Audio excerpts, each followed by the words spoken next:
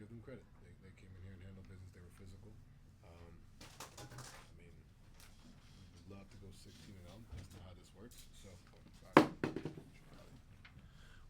like I said, they made shots. You know, we got to be better defensively.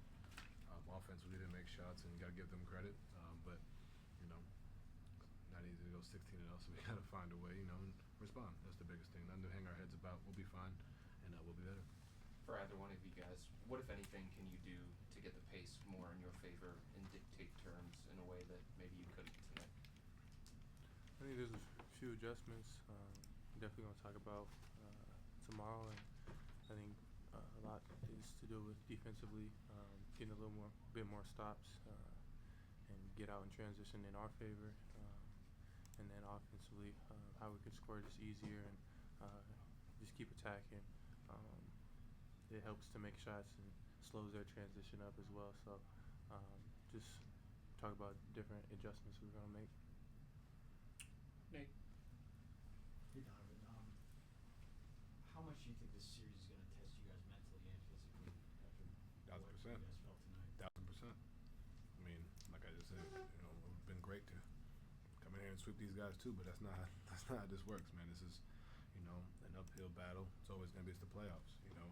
I said it during, you know, the media the other day, like, this is an experienced basketball team. You know, they're not going to waver. They've been there before. And for us, you know, this is one game. You know what I mean? The biggest thing is just how do you respond, look at the film.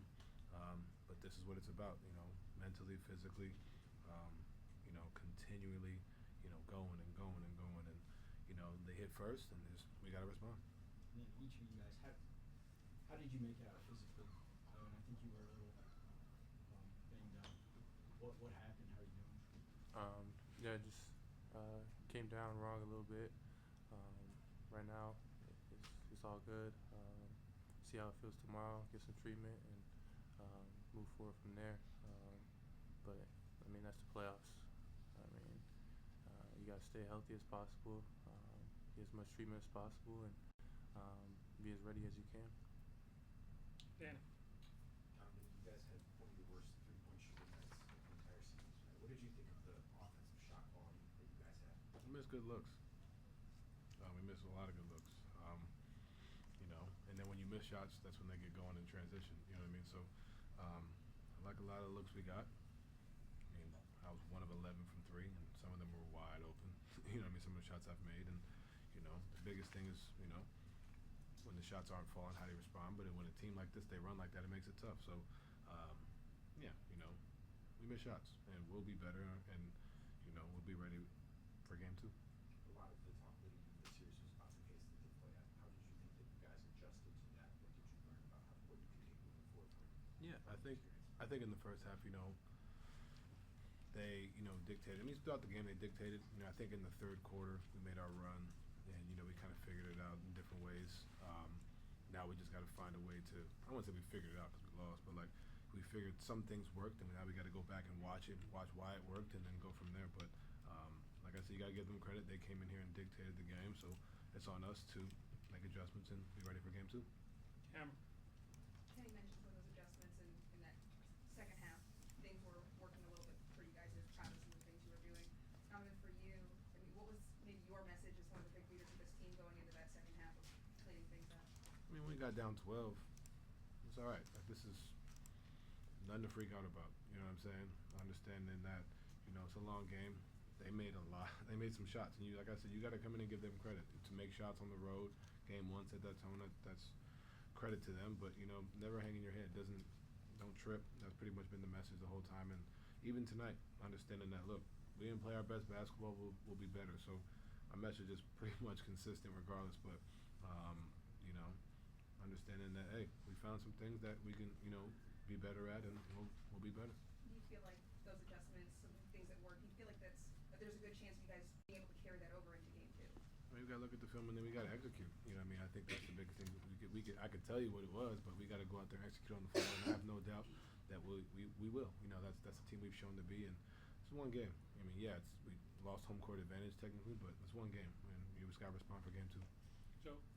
Talked a lot the other day about Tyrese, and he played well tonight. But what does Andrew do for them? What did them tonight, and what does he sort of allow them to do overall?